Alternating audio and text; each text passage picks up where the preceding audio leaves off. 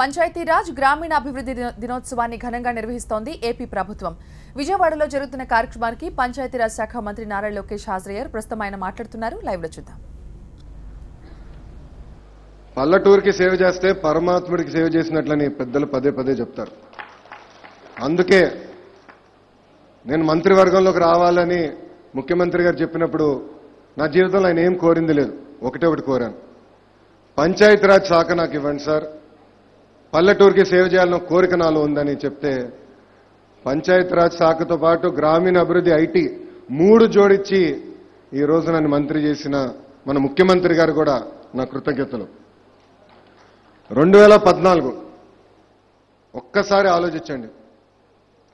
2014లో మన రాష్ట్ర విభజన జరిగినప్పుడు ఎలాంటి పరిస్థితుల్లో విభజన జరిగిందో ఒక్కసారి మీరు ఆలోచించండి. కట్టుబట్టలతో మన బయటికి గెంటేస్తాం జరిగింది. ఆదాయం ఏమో తెలంగాణ రాష్ట్రంలో ఉంది, అప్పులేమో ఆంధ్ర రాష్ట్రంగా వచ్చింది. 1 కాదు 2 కాదు 16,000 కోట్ల లోటు బడ్జెట్తో ఈ రోజు మన రాష్ట్రం ఏర్పాటు చేసుకుంటాం జరిగింది. నిజంగానే నాకు ఆశ్చర్యేసింది. మన ముఖ్యమంత్రి గారు కూడా పదే చెప్పాం, సార్ ఈరోజు మీరు ముఖ్యమంత్రి కిరీటం ముల్లుల కిరీటం, ఇంత లోటు బడ్జెట్ మీరు జీతాలు కట్టుకెళ్తారా అని నేనే స్వయంగా అడుగుతాం జరిగింది. కానీ ఒక్కసారి మిమ్మల్ని ఆలోచించమంటున్నా, ఇక్కడున్న సర్పంచ్ అందరిని ఆలోచించమంటున్నా. 2013లో మీరు గెలిచారు, అవునా కాదా? అందరు పడుకుంటున్నారా? 2013లో మీరు గెలిచారు, అవునా కాదా? కాంగ్రెస్ ప్రభుత్వం 2014 వరకు ఉంది, అవునా కాదా? ఆ సంవత్సరంలో మీకు ఎలాంటి అభివృద్ధి జరిగిందా? గ్రామాల్లో జరిగిందా? జరగలేదు.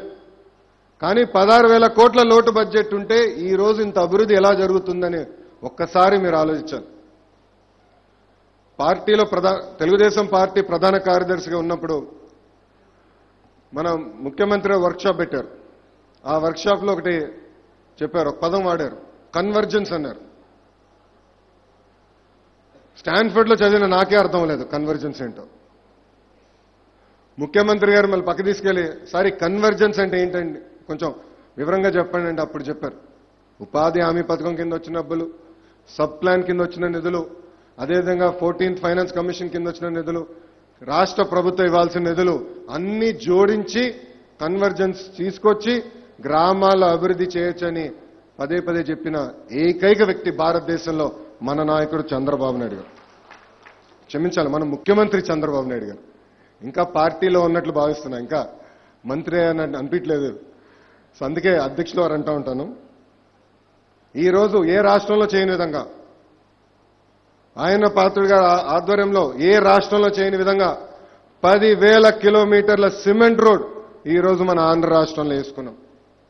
నిన్న కాక మొన్న చిత్తూరు జిల్లాకి వెళ్ళినప్పుడు ఒక గ్రామానికి వెళ్ళా. అక్కడ నేను అడిగా సర్పంచ్ గారిని, ఎన్ని కిలోమీటర్ల రోడ్లు వేశారా మీరు గ్రామంలో? సర్పంచ్ గారు అన్నారు, 2 కిలోమీటర్లు వేసాం సార్ అన్నారు. ఎందుకే మిగతాది పూర్తి చేయలేదంటే ఆయన ఒకటే చెప్పారు, సార్ వేసిన రోడ్లు కూడా మన ప్రభుత్వం వచ్చిన తర్వాతనే, కొంచెం ఓపిక పట్టండి, ఇంకొక సంవత్సరం ఇవ్వండి, తప్పనిసరిగా మా గ్రామంలో ఏ రోడ్లు ఉన్నా అన్ని తప్పనిసరిగా సిమెంట్ రోడ్లు వేస్తామని పదే చెప్తాం జరిగింది.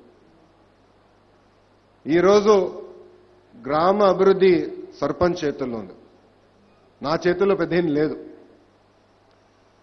చెక్కులు సైన్ చేసే అధికారం రాజ్యాంగం మీకిచ్చింది, రాష్ట్రపతి గారు కూడా లేదా అధికారం, రాష్ట్రపతి గారు కూడా లేదు. సో అధికారం ఇప్పుడు మీ చేతుల్లో ఉండి మనలో ఐక్యత పెరగాలి. రాబోయే 2 సంవత్సరాల్లో 12,000 కిలోమీటర్ల సిమెంట్ రోడ్ వేసుకోవాల్సిన బాధ్యత ఇక్కడున్న సర్పంచులమైన అందరిపైన ఉందని ఈ సభాముఖంగా మీకు మనవి చేస్తున్నాను. భారతదేశంలో ఆల్రెడీ మనం రోడ్ల విషయంలో నంబర్ 1, మనకన్నా ముందలు ఎవరు లేరు. కానీ నేను మిమ్మల్ని కోరేది, ఈ సంవత్సరం 6,000 కిలోమీటర్లు, రాబోయే సంవత్సరంలో కూడా ఒక 6,000 కిలోమీటర్లు సిమెంట్ రోడ్ వేస్తారని కోరుతున్నా.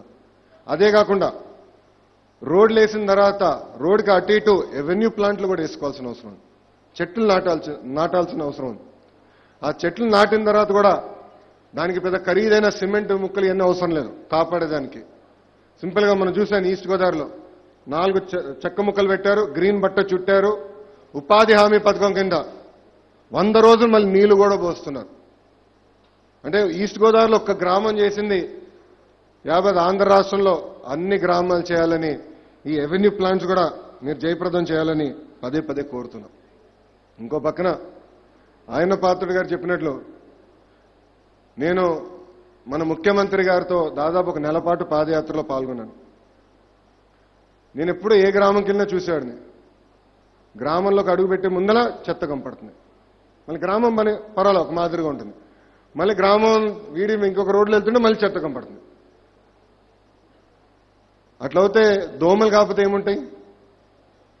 దోమల పైన దండయాత్ర అనేది మన ముఖ్యమంత్రి ఏదైతే కార్యక్రమం పెట్టారో ముందల మన గ్రామాల్లో చెత్త తీయాల్సిన బాధ్యత మనందరిపైన ఉంది.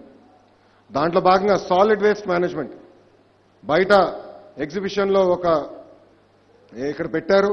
సాలిడ్ వేస్ట్ మేనేజ్మెంట్ ఎలా చేయాలి, షెడ్లు ఎట్లా కట్టుకోవాలి, ఆ కార్యక్రమాలు ఎలా చేయాలని వివరిస్తారు.